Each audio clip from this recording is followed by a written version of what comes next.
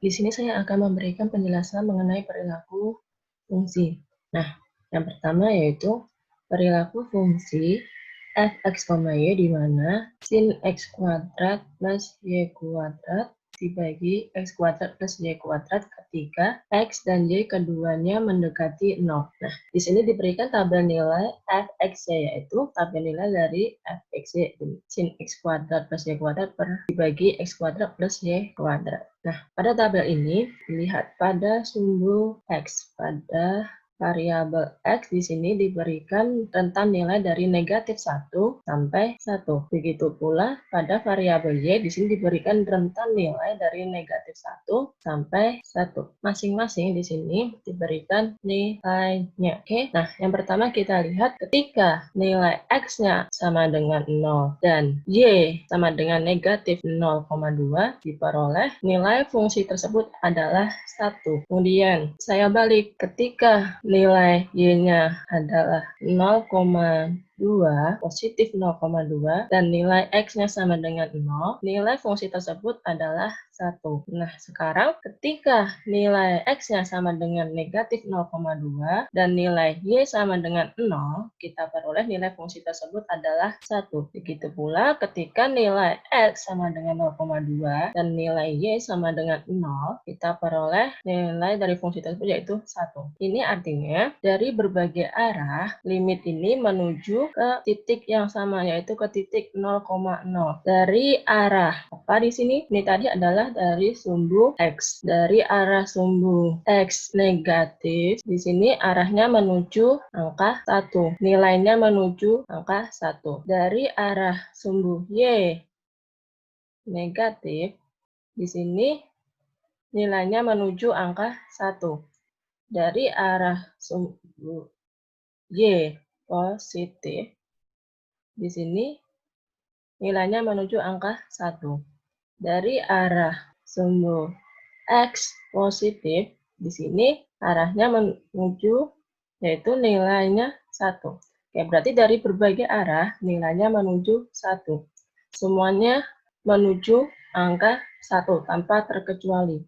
Nah, maka dari sini terlihat bahwa limitnya ada. Kenapa limitnya ada? Karena tadi saya bilang, ketika menuju satu titik yaitu 0,0, dari berbagai arah nilainya menuju angka yang sama. Angka tersebut adalah angka 1 tanpa terkecuali. Maka dari itu, fungsi ini memiliki limit. Nah, limitnya di sini adalah 1. Oke, demikian penjelasan mengenai perilaku fungsi untuk f(x-y) sama dengan sin x kuadrat plus y kuadrat dibagi x kuadrat plus y kuadrat ketika x dan y keduanya mendekati 0. Kemudian di sini kita akan melihat perilaku dari fungsi g x y sama dengan x kuadrat kurang y kuadrat dibagi dengan x kuadrat plus y kuadrat ketika x dan y keduanya mendekati 0. Nah, di sini diberikan tabel dari nilai gxy. Maaf, ini harusnya gxy. Nah, di sini dapat Anda lihat bahwa ketika x sama dengan 0 dan y sama dengan negatif 0,2, diperoleh nilai gxy adalah negatif 1. Kemudian, ketika nilai x sama dengan 0 dan y positif 0,2, nilai fungsi gxy tersebut adalah negatif 1. Nah, ketika nilai x sama dengan negatif 0,2 dan nilai y sama dengan 0, diperoleh nilai fungsi gxy tersebut adalah positif 1. Kemudian, ketika x sama dengan positif 0,2 dan y sama dengan 0, diperoleh nilai fungsi gxy tersebut adalah positif 1. Nah, di sini dapat kita lihat bersama bahwa limitnya tidak hanya 1. Ketika semuanya ini menuju x, y-nya menuju 0,0, nilainya tidak sama, yaitu ketika x sumbu x negatif mendekati 0, nilai fungsinya adalah 1.